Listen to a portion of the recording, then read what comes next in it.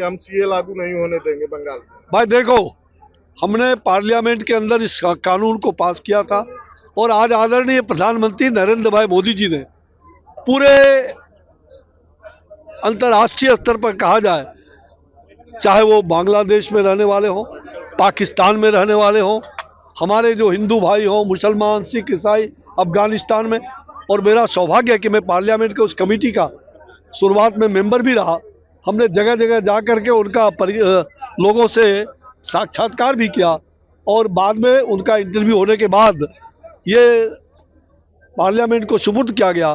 Parliament के सुपुर्द करने के बाद सरकार ने इस पर नीति बनाई और नीति बनाने के बाद जो हिंदू हमारे पाकिस्तान में रहते थे और ये रिफ्यूजी बनकर के यहाँ रह रहे थे, उनके लिए फिर से प्रधानमंत्री नरेंद्र भाई मोदी जी के नेतृत्व में जो ये सीए का संवैधानिक रूप जो हम लोगों ने दिया है, उसका क्रियान्वयन का आज उन्होंने घोषणा कर दिया है।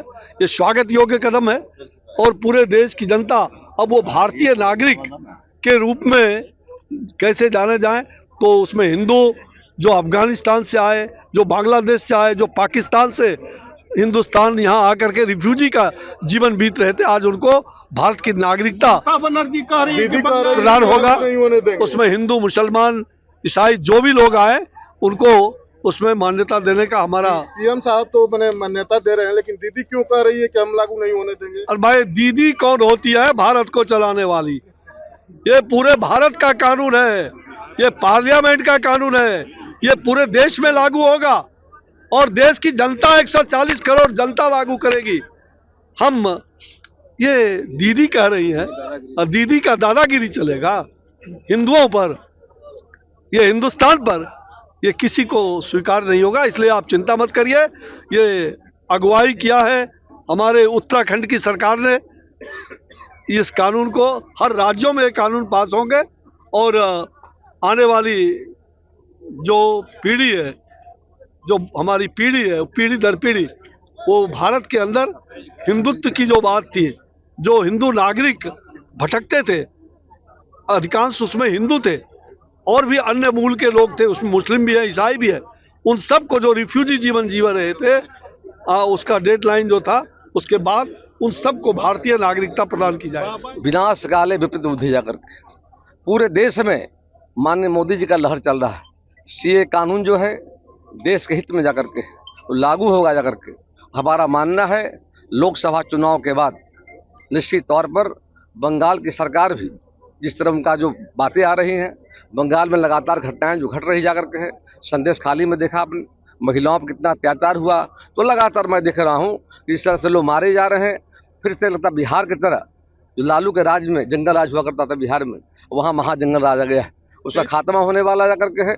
सरकार की उल्टी गिनती शुरू हो गई है।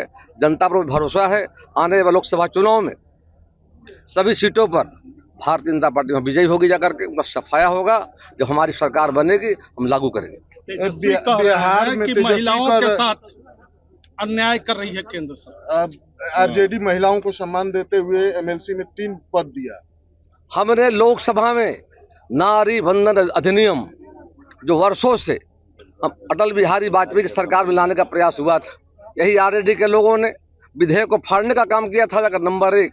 और हमारी पार्टी महिलाओं को सम्मान करती है, आधी आबादी महिलाओं की जाकर के नारी बंधन अधिनियम के माध्यम से आने वाले समय में देश का जो लोकसभा हमारा होगा, विधानसभाएं होगी, 33% आबादी उनकी होगी।